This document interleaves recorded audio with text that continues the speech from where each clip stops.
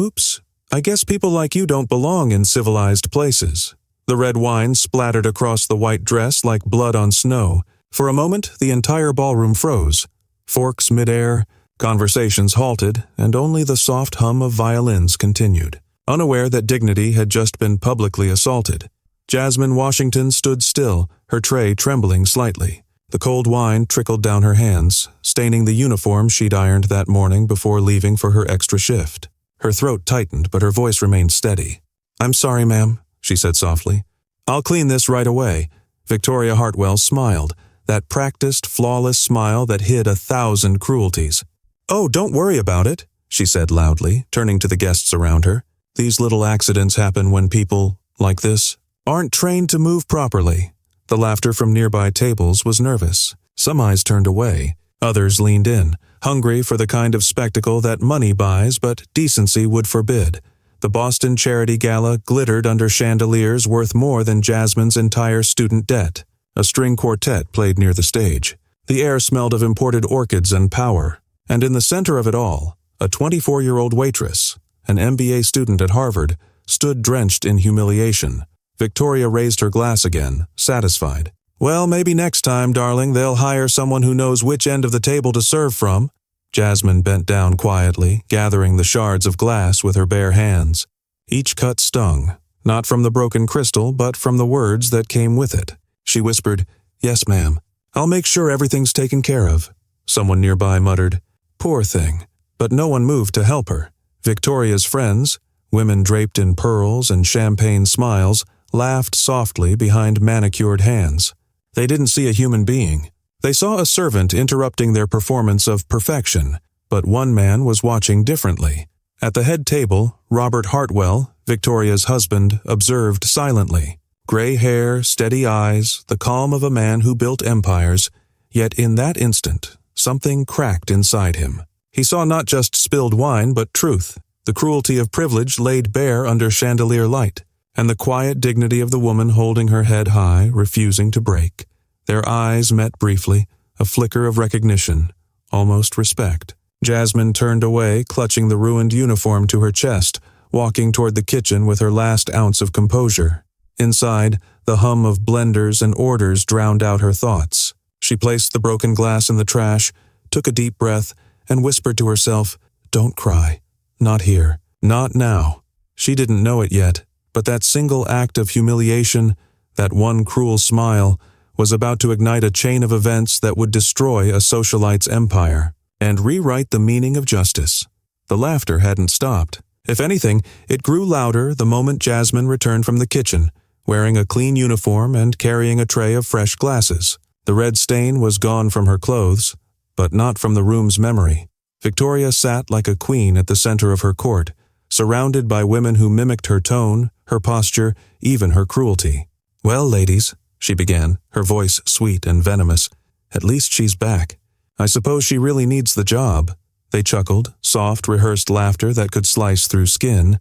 Jasmine felt every eye on her, some pitying, most amused. She set down glasses with practiced calm, her movements precise, silent, graceful.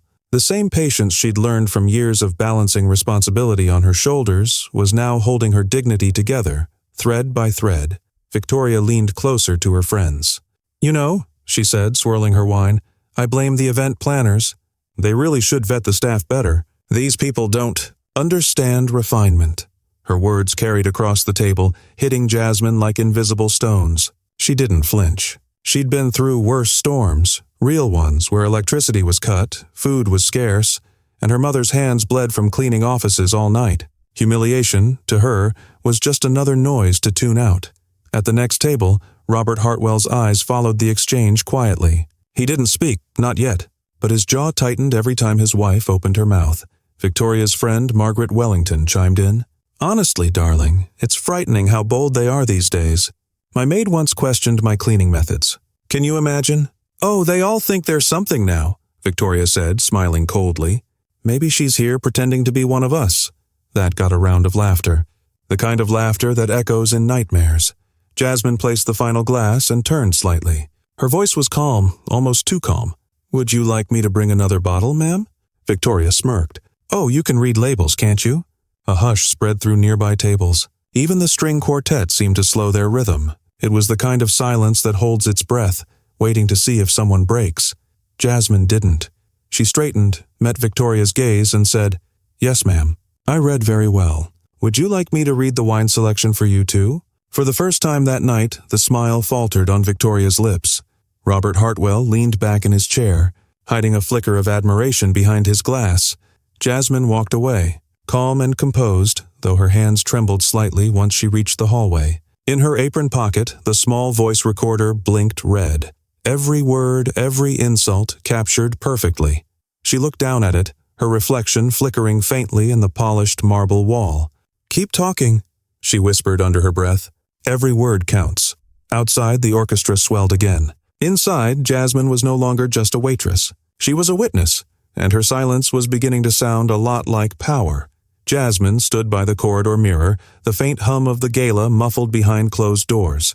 For the first time all evening, her hands shook. Not from fear, from restraint. She reached into her pocket, pulled out the tiny recorder, and pressed stop. The small red light faded. 23 minutes, she whispered. Crystal clear. Inside, laughter continued, the kind of laughter that thrived on cruelty.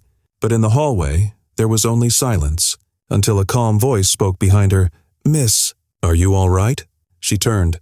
Robert Hartwell stood a few feet away, tall, composed, but with eyes that looked heavier than his posture. He wasn't wearing the mask everyone else had on. There was something different. Regret, maybe shame. "I'm fine, sir," she replied, straightening quickly. "Just taking a moment to breathe." He hesitated, then spoke with quiet conviction. "I owe you an apology. For what my wife said, for what I allowed to happen." "You don't need to apologize for her actions," Jasmine said softly. "Maybe not," he answered. "But I've been married long enough to know silence can be just as cruel as words." For a moment, she saw something flicker in his eyes.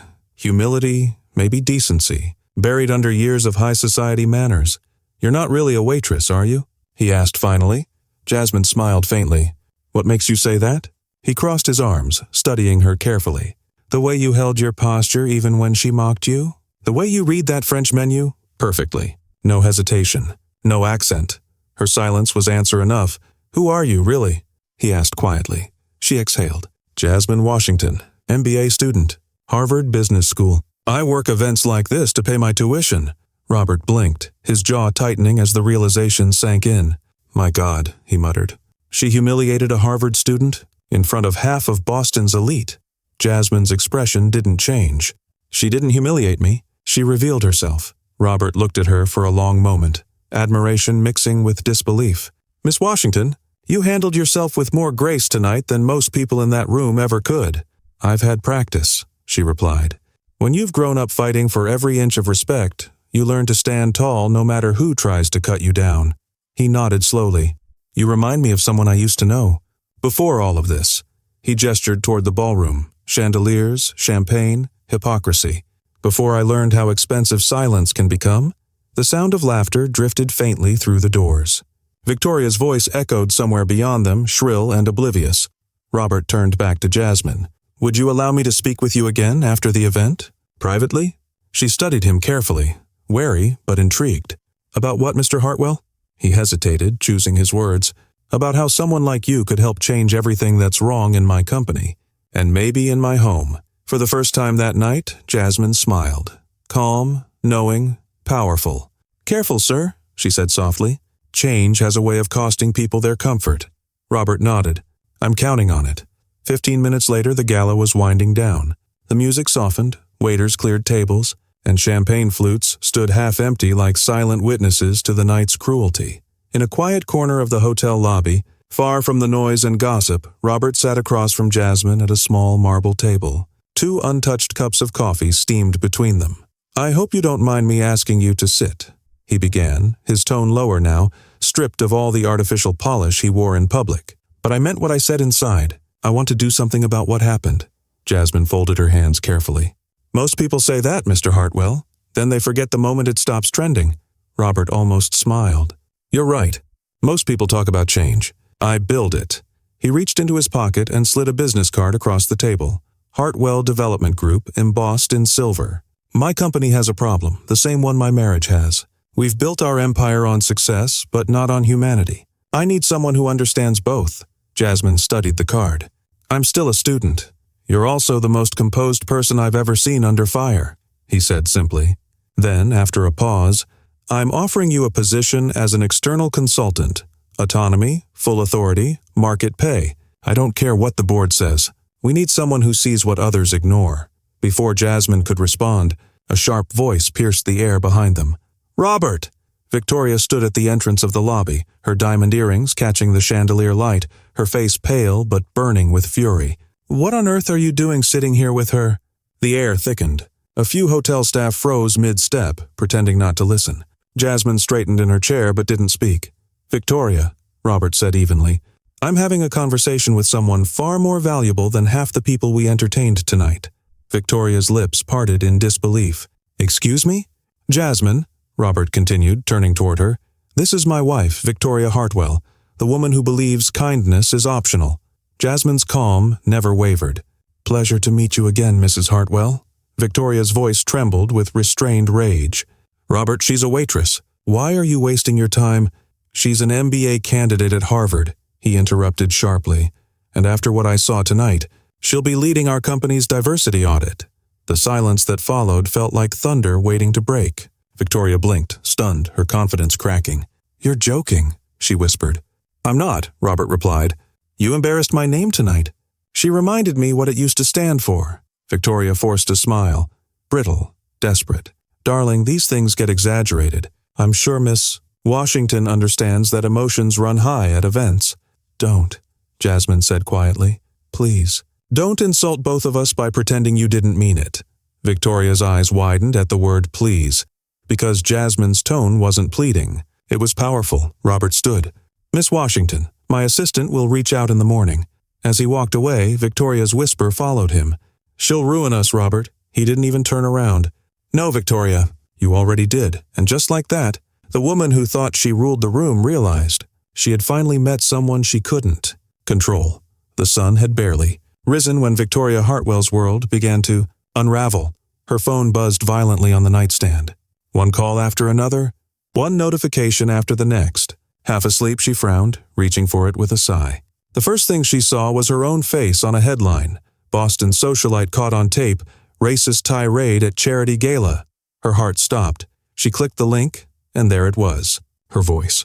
Cold, sharp, unmistakable. Every venomous word she had poured into the air now echoed back through a dozen radio stations and viral posts. I guess people like you don't belong in civilized places. She froze. The sound of her own cruelty filled the room like smoke. Downstairs, Robert sat at the breakfast table, reading the morning paper. He didn't look up when she rushed in. Robert, please, you have to do something, she cried. That girl, she recorded me. She's trying to destroy us. He finally raised his eyes, calm and distant. No, Victoria, you destroyed yourself. She just pressed play. Victoria's voice cracked. You can't be serious. This is slander. She tricked me. Robert folded the newspaper carefully, his movements measured. No one tricked you. You spoke. The world just listened. He stood, sliding his wedding ring off his finger. You always told me reputation was everything. I guess now we'll see how much yours is worth. Robert, you can't. I already did, he said quietly.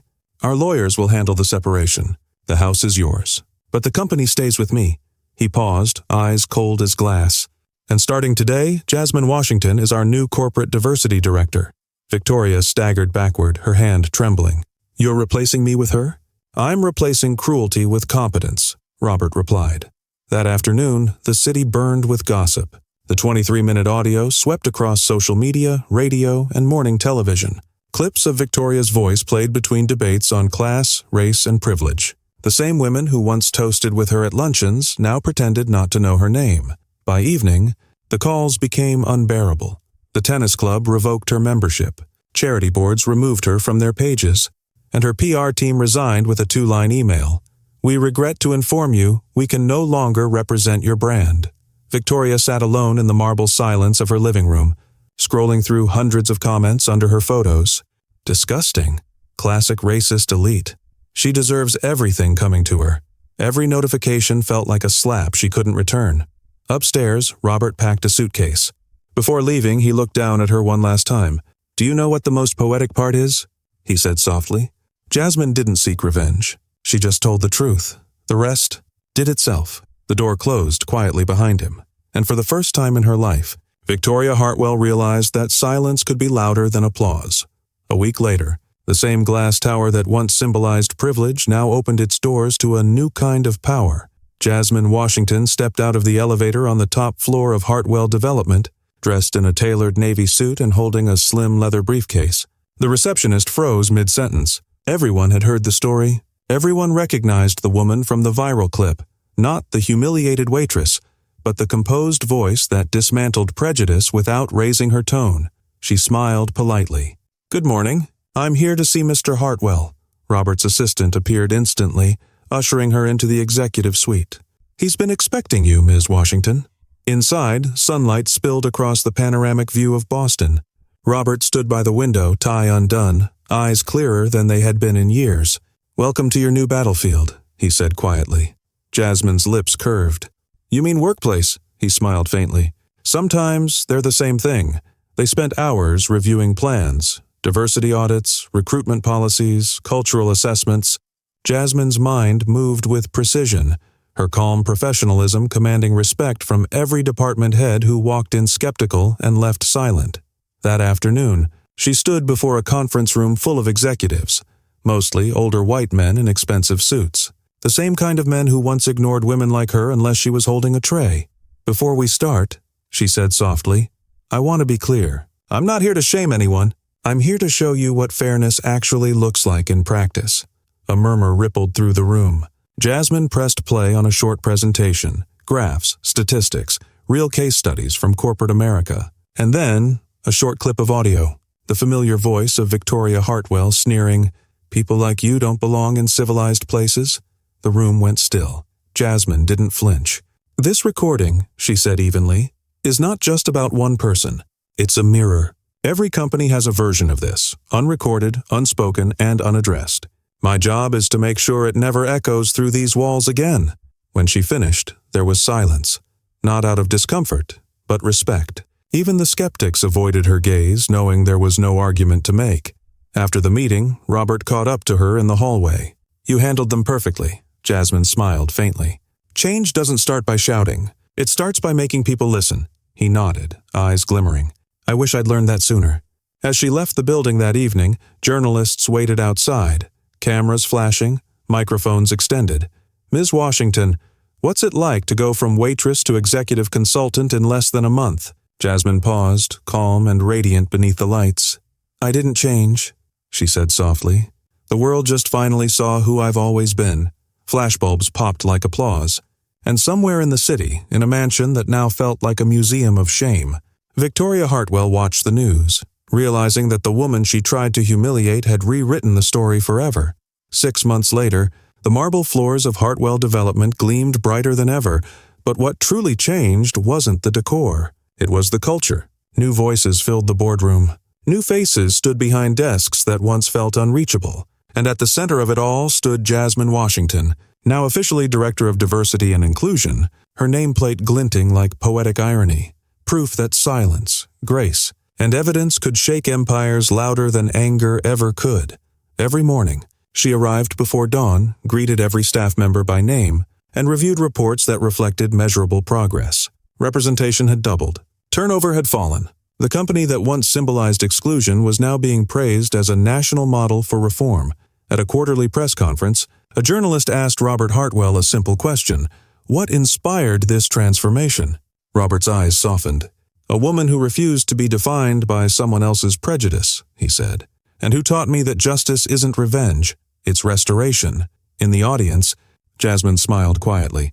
Meanwhile, across the city, Victoria Hartwell sat alone in her mansion, blinds drawn, champagne glasses gathering dust, silence echoing off the walls that once hosted Boston's elite.